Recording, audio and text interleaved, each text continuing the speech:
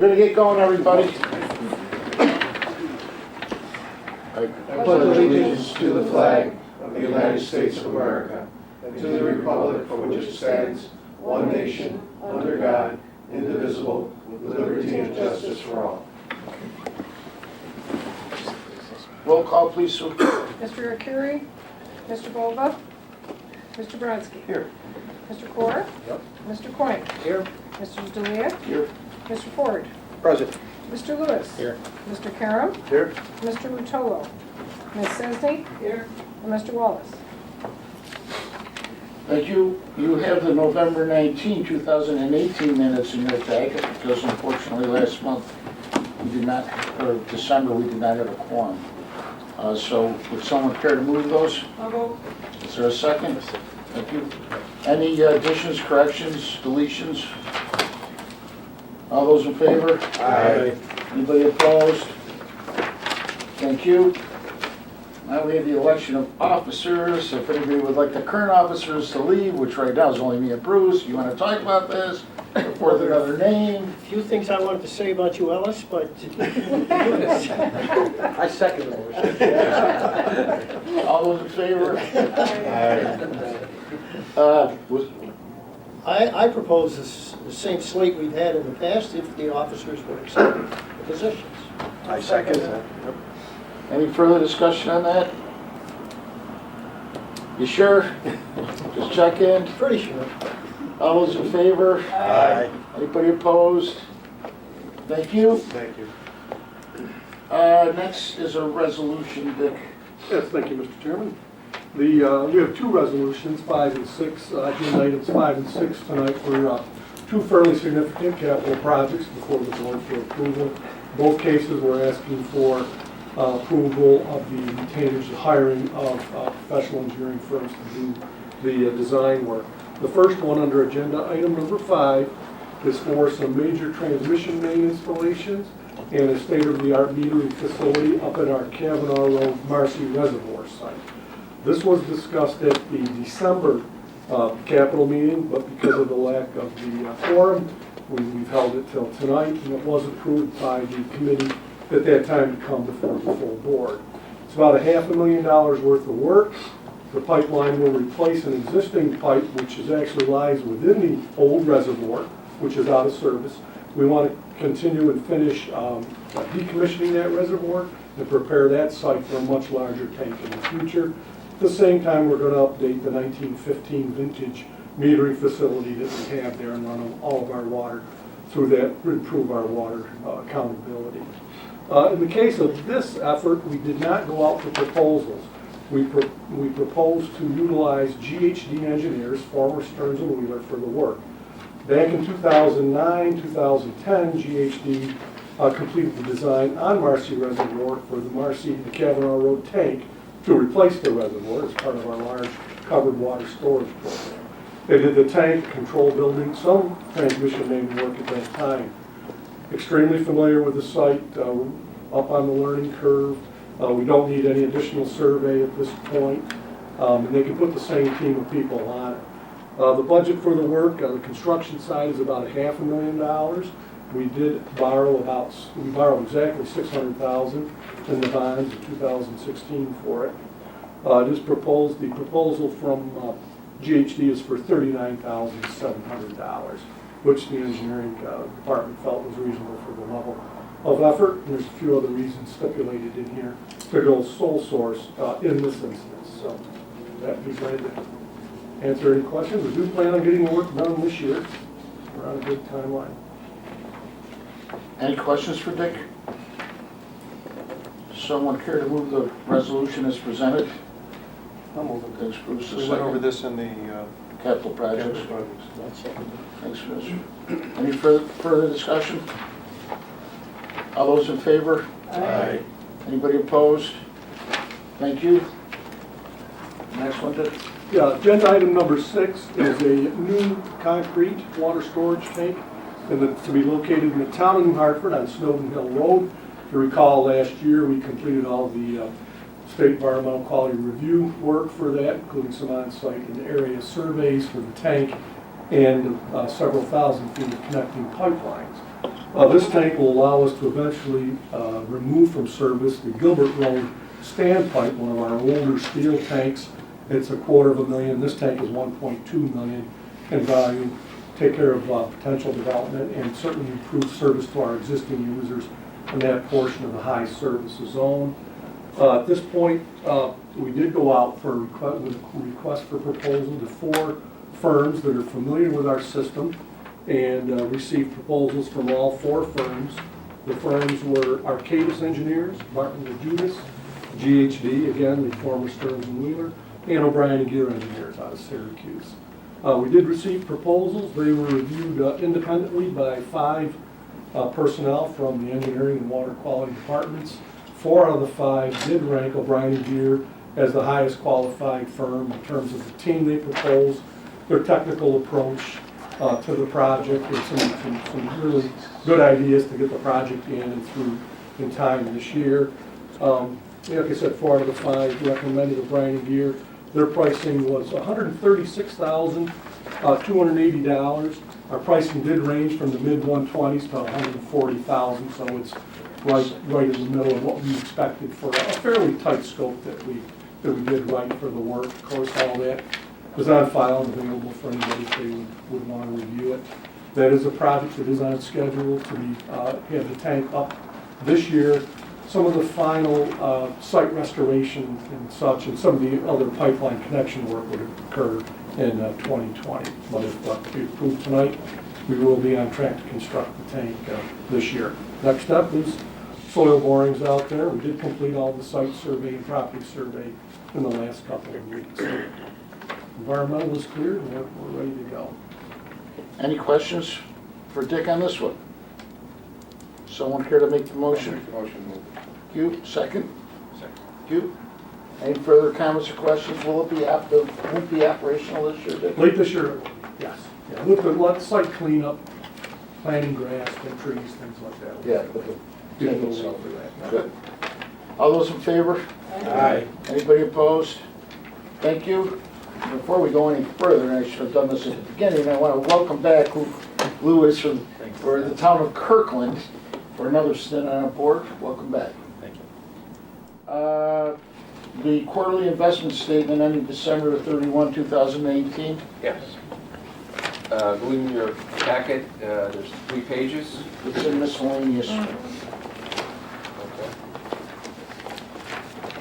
This is, public authorities law requires that we provide you with a statement on a quarterly basis of our balances within the earnings and expenses related to our investments. This is for the 4th quarter, year end. And on page 3, you'll see the income that we earned for the year, $314,000. We actually budgeted $230,000, so we've done pretty well. The market's turned, CDs and treasuries that we've invested them in got a little better over time as the year went on. So overall, it was a pretty good year. Any questions for Jim regarding this? Do you need, we need an approval on this? Yes. Someone care to make the motion? Thanks, Bruce. A second? Thank you. Any further comments? All those in favor? Aye. Anybody opposed? Thank you. Committee reports, Dick's already taken care of capital. Is there anything else you wanted to?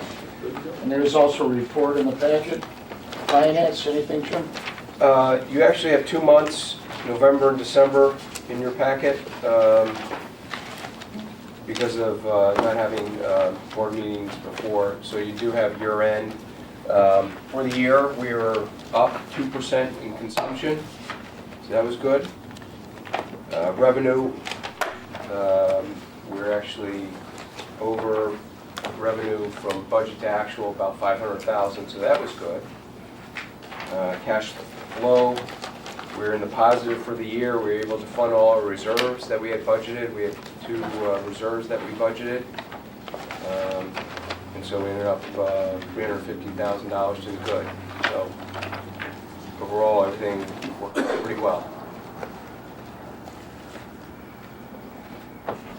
Are any of these, I see a lot of, with the water main breaks, is that gonna impact the budget at all this year as far as budgeting goes? No, we budget for overtime. We anticipate this. I mean, we're within reason, I mean, Oh, yeah. it just seemed like there's been a lot of them, so I, Every winter there is. yeah, okay, That's how well, we that's budget. good, I mean. Anything else, Rocco? Any other? Yes, Yeah, Dave. relative to that, we talked, I know before, about the break on Risking Boulevard. And I was wondering if we looked into any liability on behalf of contractors or Not yet. responsible We have to parties. still wrap up with the city and figure out where we're at with that. So I'll, we can look into that this week. do you have any idea about what that has cost us to date? We can calculate that, I don't have the number yet. I'm gonna guess it was a couple $1,000. Okay, that's all. Yeah, $2,000 to $3,000 for the overtime. You know, the labor during the daytime is budgeted, whether they're there or somewhere else. But Because we had just repaired those, right? we had a crew there 24, pretty much 24 hours straight through the night. Yeah. So that's where the overtime budget comes in. The materials were next to nothing, you know, stuff that's been on hand for years. Years 60 and years, years. probably fully appreciated, you know, 20 years ago. But it's the labor, and obviously, you know, it's the headache and everything else. So the dollar-wise, the cost to us isn't great. I mean, if we could prove some liability by others digging around it, I think that would probably be most useful if somebody else comes after us for damages, to be able to show culpability. You know, there were other buildings that were involved in it that, you know, took in water and stuff like that. But I mean, if we were to try to show damages and recoup that, you know, we're talking about a couple $1,000 probably at the most. Even if the contractor that did this may well just have posted a performance bond. Yeah. Because usually you have to do that Oh, if you're gonna cut the road. Yeah. And so there's a performance bond out there, if we could present those against a performance bond and say, you know what, recoup something. Yeah, we I haven't would had a think chance if they to got talk a to the city. contract, they definitely have a performance. Yeah. I would think Well, so. that's assuming that they did something to cause. Well, we'd have to try to demonstrate, yeah. I mean, there was construction on either side of that break, not too far away. Wasn't that strip of the road, didn't we have an occurrence where the pipes busted, or we had a leak a year prior or something, didn't we have that repaired? Or am I not thinking? I don't think not in that exact location. No. Do you remember anything like that? I don't, no. No? No, but, I mean, that whole section that's there now is gonna be abandoned during the reconstruction of the road. So what we did there was really just to sort of nurse it through until the road, the DOT job was done. But, I mean, you raise a good point, and, you know, even when cars hit fire hydrants, we try to recoup that cost through the auto insurance. If another utility hits us, we have to come out and fix it, we generally try to recoup that as well. And we'll do that here, we just haven't had a chance to meet with the city yet, because it wasn't a city crew directly involved, it was their contract, so we just want to make sure we have all the numbers and stuff. The area that we had to repair, that, when was that area worked on? I mean, if there was any. On one end of it that was worked on a year ago, Yeah, that's on a what sewer line, at the other end, there was an actual open excavation where they were putting some ductwork in and stuff for a different utility. Whether you could say either of those undermined it, caused it to sag in any way is speculation. Probably the weather was the greatest contributing factor, but if there was any kind of weakening of it, certainly the weather would have exacerbated it. From what we've earlier talked about, there might have been an area that was worked on and perhaps not fully prepared before they repaved it. And I think if that's the case, we should at least try and document it. I agree. Yeah, We should claim something in the event one of the other businesses decides, well, you know, the water authority didn't do their job. Yeah. That's why we had our basement full of Right. water. Exactly. Yeah, we didn't work in that location a year ago, but somebody else did. Somebody else did, that's what I'm Yeah. saying. And honestly, I don't mind pointing fingers because it's. So is it my Just as long as we know what we're talking about. Yeah. Is it my understanding that whole line is going to be replaced before, by this year, at the end of this year? Yes. You're looking at the wrong person. No, that's We didn't we just elect you the new chair? That's Dick's department of passing. I gave you the money a couple of years ago. I'll defer to Sue. Yes, I'm sorry. I just do think it's better to be proactive. Yeah. To be And then to say, okay, if a liability situation could be presented against us, that we can pass it through to whoever the responsible party is. So if we do our homework ahead of time, we make a few $1,000 and prevent any liability exposure as well. Yeah, the bigger concern I would have is not with our own direct costs, but in case somebody else tries to come after us. Right. If there's contributing factors, that certainly has to be considered. Any other questions on finance? Your report, Pat? Okay, my report, I'll start out with finance. Actually, the finance committee did meet since the last board meeting. So if Rocco, if you don't mind me speaking for your committee. Go ahead. No, what we discussed was something that I think we may have mentioned with the full board at one point in the past, and that is that we have some software that we've developed in-house over the years for work management and various applications. There is another public water authority, water and sewer authority in the state that is having to make a transition as they get removed from their county system. And at least as an interim measure, they're taking a look at potentially using our software as maybe for long term, maybe as a stopgap until they do something else. But time is of the essence for them. So we did discuss that at the Finance Committee.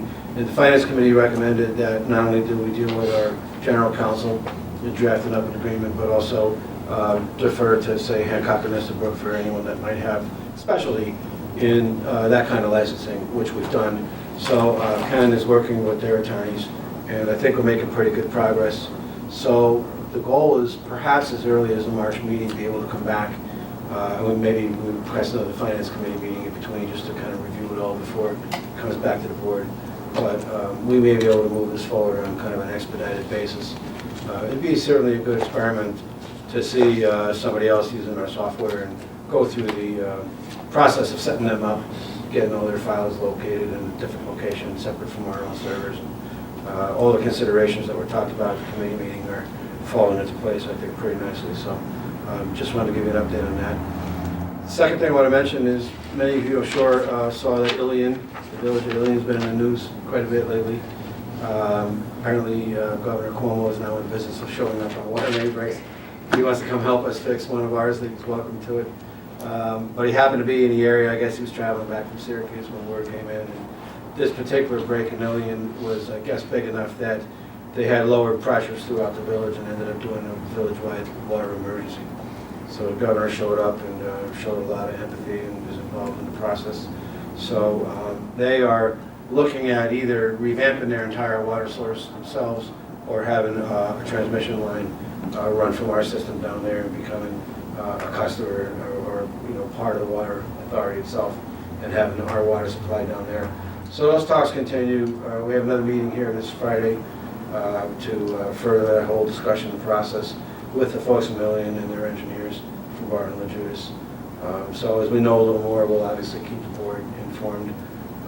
I've already put some questions to our bond counsel in New York City about potentially amending the legislation if it's necessary to redefine the service area, all those kind of service area, if that becomes necessary. So it'll be a little bit of a process. If it happens, it's probably going to be a 1 to 2 year process just to get all that stuff in line, and construction may go even beyond that because of all design work. However, if a line like that goes by, the town of Schuyler is already looking at the potential to extend water service in areas of Schuyler that currently don't have public water, and it would come off that transmission line with parallel distribution mains. So Betty's been very involved with the town effort to do a survey and see what the kind of gauge the interest of the residents down there as to whether or not they would move ahead and try to form a new water district in the event this line is going to go right by them. So we have some pretty exciting things going on the eastern side of the service territory. So we'll see, and we have a meeting with the town of Schuyler on the 19th at 6 o'clock. Right? So that'll be interesting. I guess we'll get to hear some feedback firsthand from some of the residents. So looking forward to that as well. Speaking of main breaks, yeah, everybody knows we had the big one here in Oriskany, but also recently there was a little bit of news coverage in the Observer-Dispatch related to some main breaks in New Hartford and some complaints about our road cuts. So I just, in case anybody asks you if they happen to have seen the news and didn't know you're on the Water Authority Board, When the reporter called me after speaking to the town of New Hartford, what I tried to clarify is that, A, anything we dig after the asphalt plants shut down for a year cannot be fixed with hot mix and rolled. So the typical permanent repair is if it's what we call an improved street with a concrete base, our contractor that we hire in the spring will cut it out, they'll pour fresh concrete, they'll attach it with rebar, et cetera, and then they'll pave hot mix, they'll roll it, they'll seal the edges. But that only happens when the asphalt plant's open and our contractor's on board. So those specs are being developed now, they'll be going out to bid in the next month or two. And in the meantime, anything after late October roughly, November 1st, the plant shuts down. Anything we dig after that, which includes the entire winter, we fix with a temporary patch. And we know it's temporary, and then those sites go on the list for permanent repair in the spring when the contractor starts up. The problem with the temporary patch is, it's a cold patch, it's not a hot mix. It's never gonna be as smooth, but they try to apply it as smooth as they can. They often drop, and the guys check up on them periodically, and when we see anything settling more, they'll come back and fill it back up to grade. Sometimes the plows will hit it because it's not perfectly flat. They'll pull the cold patch back out, we'll have to go fix it again. But more importantly, what I tried to stress is that very often when we're digging, it's a wet hole, right? There's been a water main break, it's pressurized water, it's turned the entire site into a muddy soup hole. So we're throwing stone into that soft mess and trying to compact it all the way up. Inevitably, it's going to settle.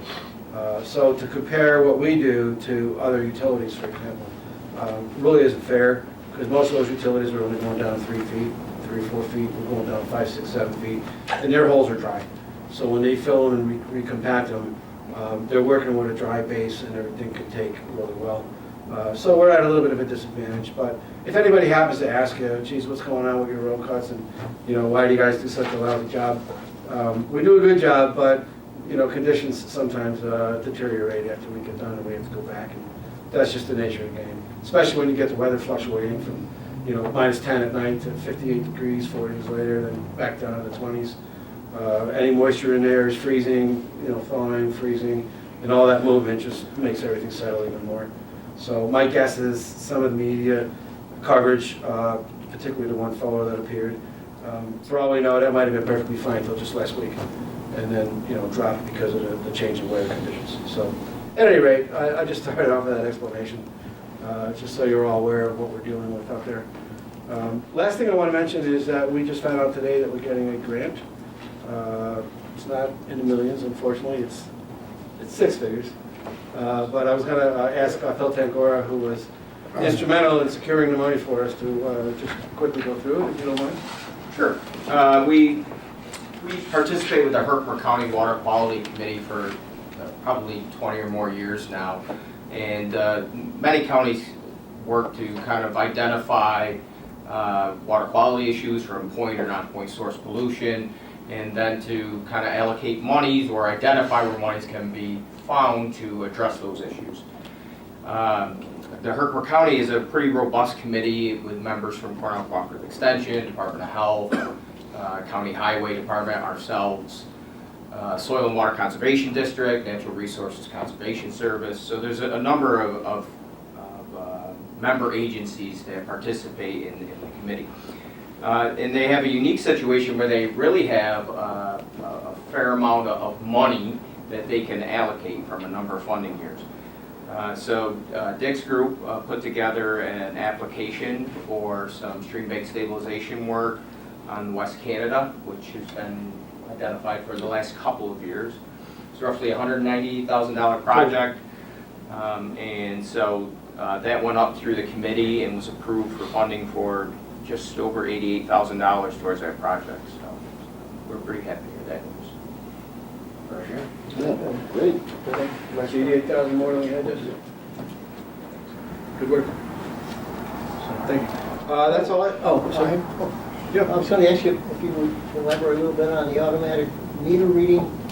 How many more hookups you got to do and the problems and how they're... Yeah, so in fact, Jim was informing me last week that we just closed out that capital account finally. We bonded $5.9 million for it, and that money is used up. The account is now closed. We are for all practical purposes, 99.8%, 99.9% done with all installation work. There are a handful, a couple of hundred customers. I think the latest count was a little under 300 accounts that we still need to get in to change the meters. So, we knew this was going to happen. Everybody we spoke to across the country that's gone through this process always says getting to that 100% mark is always a challenge coming into the home stretch because some places are just difficult to get into. So we send letters, we begin attaching charges on the accounts. Now we're going to up the charge and make it a little bit more noticeable on the water bill for people that aren't letting us in. And we've devised a new sticker that is going to go on the door saying you need to let us access to the meter according to our rules and regulations. Otherwise you'll be facing an interruption of water service until we can get in there. But other than that, our meter shop and Steve Gasner supervising them did a great job on the installations. We got it in maybe a little bit longer than we estimated it was going to take, but did it all ourselves. So we saved about $2 million in labor costs as opposed to hiring an outside contractor to go in and do all that. And it's working pretty well. We've had a little minor reliability problem with some of the radio modems. We're working with Neptune, the company that supplied it, to see if they can figure it out. Some of these things stop working and we have to go out and wave a magnet over it to sort of wake it back up and then it works again. It's not an expensive repair job or not that, but I'll put it in the nuisance category for now.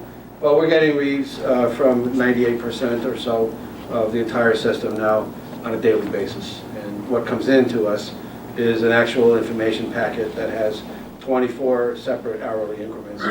So we're now getting into the software and tweaking it to set parameters to tell us, if there's continuous flow, if there's any kind of a backflow, all that information will be really usable from an engineering standpoint.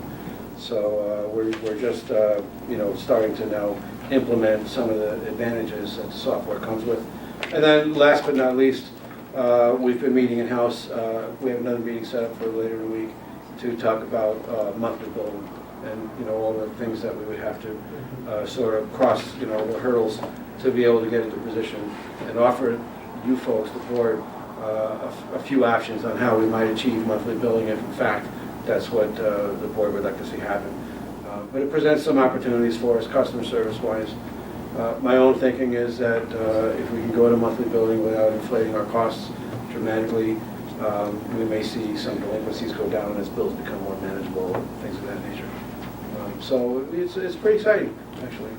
For people who own rental property, are we going to make it available for them to look on a daily Yeah. basis? Yeah. We don't have to bill on them, but we can at least give them visibility. Yeah, so people can go in and see their own account. Eventually, what I'd like to get to do is get to consolidated billing too. So if a landlord has 30 or 40 properties, scattered throughout the area, right now that person would get 30 or 40 separate bills. But at some point pretty soon, I think we'll be able to list all of those on one statement and they can pay the whole thing all at one time. So there's a lot of things we can do. It's just going to be a matter of working with Neptune in our own billing program, and meshing those kinds of options into place. Thank you for the question. Anything else? Good answer. If not, I am done. Thank you. Great, thanks, Pat. Any old business? Any new business? Dave? One very quick item, I just wanted to compliment Mr. Prestera. We unfortunately had a very unfortunate fire up in New Hartford 2 weeks ago, or almost 2 weeks now, and Mr. Prestera showed up right there. He was there when the first pump showed up to actually make sure that we had water and everything was working right. It's always good to see when you're hitting the hydrant and saying, I hope it works. They almost always do, but once in a while we have issues, and it's good to see the water board leaning over your shoulder, somebody up there. So for those of you who don't know who he's referring to, Vinny Prestera is an assistant supervisor in our maintenance department. And between the supervisor, Bill Carroll, Vinny Prestera, and Frank, the three of them do a good job getting all the crews out. So we'll pass that along to Danny. Yeah, he was there right when the Sure, first pump, please know that. right when we had our first pump roll in. He was there. So thank you. Yep, thank you. Nice. Anything else? We need to go into executive session regarding a personnel matter. So if somebody please make that motion, Betty. Yep. Okay. It's like, The other day. second. First, second. Any third. further discussion regarding that? All those in favor? Aye. Anybody opposed? Thank you. No.